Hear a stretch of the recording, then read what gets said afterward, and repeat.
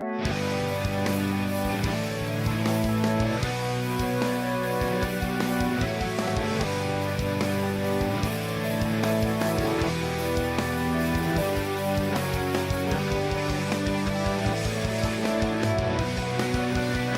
what's going on, everybody? It's the Erie Better Beer Bureau back at you with another mystery beer review.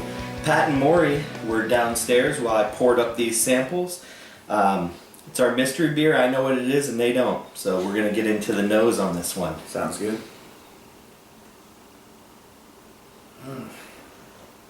A rich, dark, fruity aroma on this one. Into cola. I'm getting cola. Yes. I actually get a lot of cola. Yeah, me too.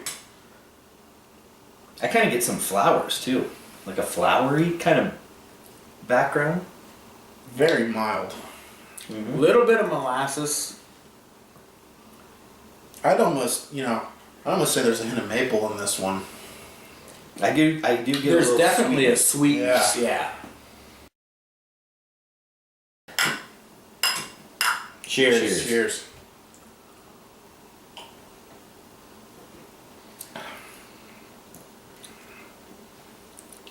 Well, I'm not getting any cola on the taste at all. No. What are you getting? Wow, the taste is completely different than the aroma on this beer for me. It really kind of threw me for a second because Yeah. as I was smelling it as I took my first sip, and I'm like, this is nothing like what I'm smelling.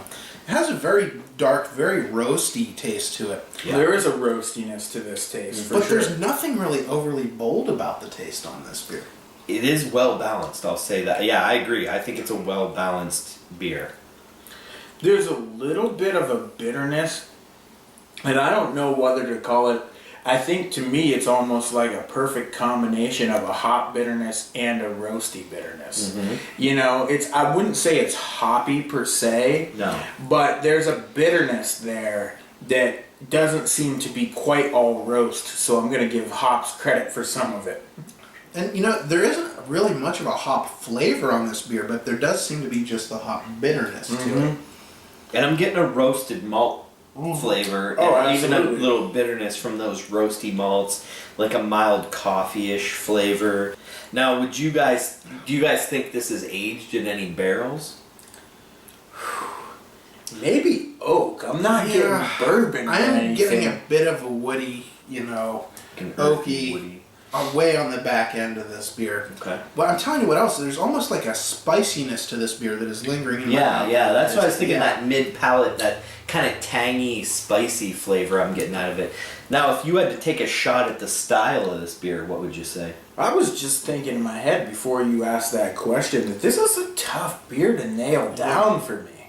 I mean, usually I feel like I can come up with like a- one, good idea. I mean, I don't know, Like maybe, a lightly smoked porter, maybe. I don't know. I'm leaning more towards barley wine strong ale on this one. But it doesn't really have any of those, Yeah, fruity but notes of a barley wine. think of Flying Mouflon. Okay.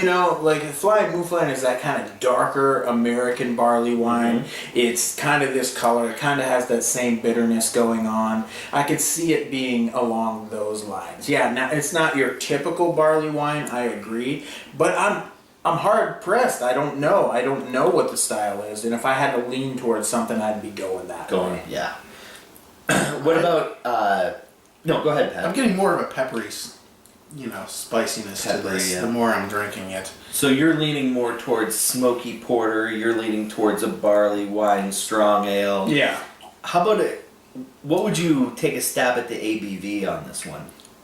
Maury, what do you think? I mean, I'm not getting any alcohol in the taste, but as we all know, some breweries mask ABV really Very well. well. So I'm going to go 9, 10-ish. Okay.